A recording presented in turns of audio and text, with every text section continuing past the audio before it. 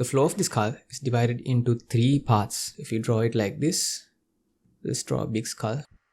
Okay, that didn't turn out as nice as I hoped, but let's just go along with it anyways. So let's say it's a disfigured kind of brain, and you have something like this. This is the sella turcica, and this is the inner table of the skull. So this is the anterior aspect and this is the posterior aspect. This is the anterior fossa, and the medial cranial fossa, and the posterior cranial fossa. Anyways, moving on to the foramina of the skull. We start by anterior cranial fossa. In front, there's this 2 plates of dotted foramina. These are called the 𝗰𝗶𝗶𝗶𝗀 foramina. I have dots here. So basically, these are the holes through which the olfactory nerves pass through. We have something called the olfactory bulb, that is the cranial nerve 1, forms a bulb like this, like a ganglion, and inside from that, little nerves pass through into your nasal cavity. That's called a 𝗰𝗶𝗶𝗶 plate with the 𝗰𝗶𝗶𝗶 foramina. We have something here called Foramen cecum, which that's another Foramen cecum you come across in embryology, I think. It's not the same thing, it's a different Foramen cecum. Moving on to foramina of the medial cranial fossa. First of all, you have the optic nerve. So it's somewhere around here, right outside. This is a part of the sphenoid bone. So this is where the greater wing and the lesser wing of sphenoid bone meet. So if you take somewhere around here, this is the lesser wing and this is the greater wing. The greater wing makes up a part of the middle cranial fossa. So this is where, around the point where the lesser wing and the greater wing of sphenoid bone meet, you have the optic foramen. And this is obviously, as the name suggests, this is the one where the optic nerve goes through. And also the ophthalmic artery. And after that, we have something called the superior orbital fissure. The optic nerve goes somewhere here. The superior orbital fissure is like this. It's a very long foramen, that's why you call it fissure. It's also divided into 2 parts. Actually 3 parts. The structures that are passing through this are divided into 3 parts by a tendon called the common tendinous ring. This is where the tendon where all the optic muscles attach to. So external muscles attach to the eye, they all attach to this tendon as a common tendinous ring. Okay, let's draw this part in a separate one. So you have, if you look into the eye, the optic canal and the superior orbital fissure, they open into the orbital fossa anteriorly. So that's the socket of the eye. So when you look anteriorly at the skull and the orbital fossa, you'll see something like this. So this is the superior orbital fissure and this is the optic canal. And the common tendinous ring goes around like this. This is the part where all the muscles of the eye attach. So inside the optic canal, you have the optic nerve. Let me draw it in a different color because you see it differently. It's the optic nerve and the ophthalmic artery. Through this, there's a whole bunch of structures passing through. And you have the top one here, lacrimal nerve. This is a part of the 5th cranial nerve from the ophthalmic branch of the trigeminal nerve. And then have another nerve, that is the frontal nerve, which is also a branch of the ophthalmic branch of the trigeminal nerve. So cranial nerve 5. It's 5 here, a frontal nerve. And then we have a vein. So let me load up my blue color pen for that. Have a vein. That's the superior what? Superior ophthalmic vein. Obviously this goes to the eye, so you have the superior ophthalmic vein. And then another nerve, the trochlear nerve. It's a very small one. Small nerve. Trochlear nerve. Cranial nerve 4, IV. And inside the common tendinous ring, we have another bunch of nerves. Here you have superior oculomotor nerve. That means the oculomotor nerve is the cranial nerve 3 that supplies the external muscles of the eye. Superior oculomotor nerve. And then the nasociliary nerve. So the nasociliary nerve is something that comes from the trigeminal nerve, and this also a part of the trigeminal nerve. So you have nasociliary nerve. And then inferior oculomotor nerve. So you have the superior oculomotor nerve, inferior. ophthalmic nerve. Cranial nerve 3. Inferior oculomotor nerve. And finally, abducens nerve. That is cranial nerve 6. Abducens nerve. That abducts the eye laterally. That's the 6th cranial nerve. CN6. So, you might think this is a bit too overwhelming to remember, but there's a simple mnemonic to remember this.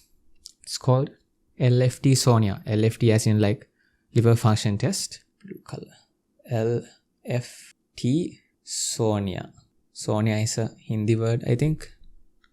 For SONIA means darling, I'm not sure. Let me know in the comments what SONIA means in Hindi. Anyways, L means lacrimal nerve. F, frontal. T, trochlear nerve. Superior oculomotor nerve, SO. And N for nasociliary. I for inferior oculomotor nerve. And and A for abducens nerve. Below this, the final part, there's only one vein, inferior. So you have the superior ophthalmic vein, right? So if that's a superior, then there has to be an inferior part as well. So this is inferior ophthalmic vein. I'm abbreviating these because it takes too much time to write. Okay, now that you figured out the superior orbital fissure, then let's move on to the next one. And that is Foramen Rotundum. It's a round foramen over here. Through the Foramen Rotundum, the maxillary nerve passes through this. So let me draw those ones right here. So through the optic canal, you have the optic nerve. So that you know about the optic chiasm, where the optic nerves decussate, they cross over to the other side. That's why you see the vision from your left side is received to the right side of the brain and so on. So this is where they decussate, optic chiasm and the optic nerve. And I'm not going to draw all the nerves and arteries and veins that go through superior orbital fissure. That will make this messy. But through here, you have a vein, a nerve. That's the maxillary nerve. Right? So, the maxillary nerve, and then you have the foramen ovale. And if rotundum means round, then foramen ovale means, you can guess it, it's oval. So, through the foramen ovale, you have a few more structures going through. You have the mandibular nerve.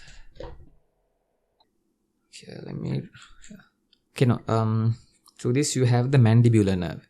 So the maxillary, and below that the mandibular nerve. Let me draw that. Maxillary nerve is a branch of the trigeminal nerve, and mandibular is also branch of the trigeminal nerve. Then you have an artery and a vein going through this. That's the accessory meningeal artery and accessory meningeal vein. So I'm going to draw both of them right here and then label them together. Accessory meningeal vessels. Then finally, at the in the middle cranial fossa, you have foramen spinosum.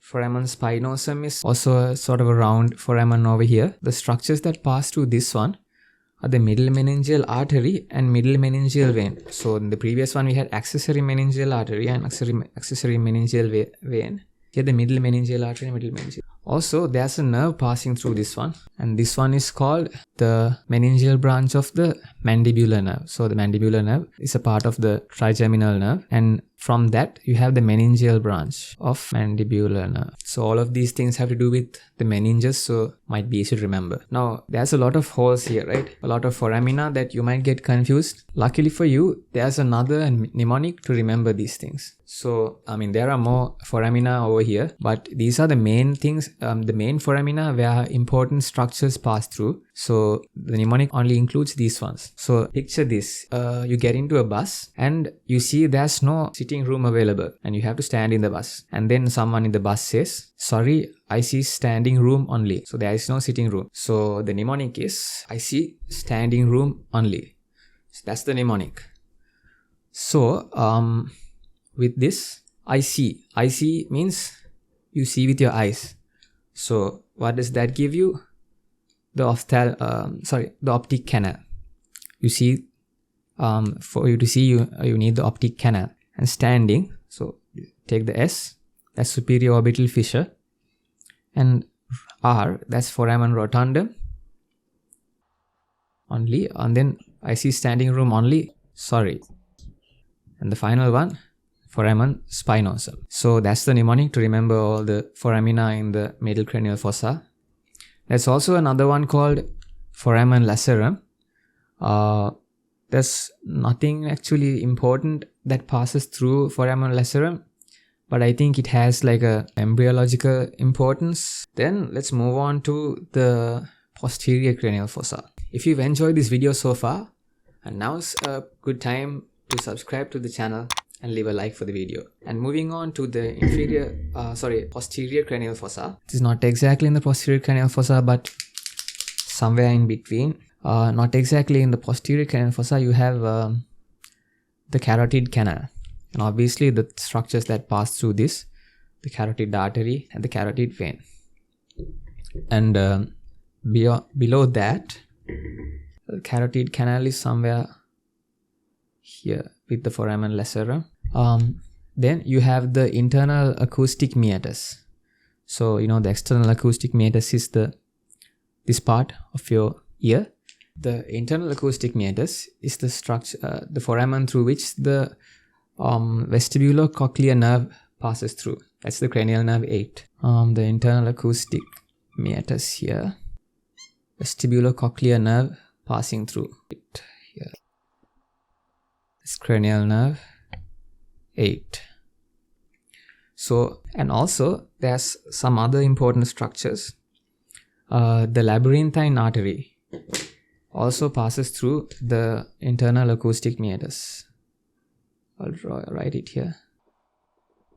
Artery. And then you have another big foramen, the jugular foramen. Let's go for the jugular. Anyways, through this you have some venous sinuses passing through. So anteriorly, you know, we'll cover venous sinuses in a different video maybe in the future, but for now, anteriorly you have the inferior petrous sinus, and posteriorly you have the sagittal sinus. Actually, the jugular foramen is made of, the anterior part is made of the petrous part of the temporal bone, and the posterior part is made of the occipital bone. You have the meningeal branches of occipital and pharyngeal arteries also going through this jugular foramen. So these inferior petrous sinus and the sagittal sinus, they both drain into the jugular vein. So that's why it goes through the jugular foramen. So here, what were the arteries? Meningeal branches of occipital, this is near the occipital bone, right? So the occipital artery and pharyngeal arteries. Finally, we have the mother of all holes, the foramen magnum. Magnum means big. So this is the biggest hole in the floor of your skull. And there's a lot of structures that pass through this, but I'll simplify it for you in a simple list.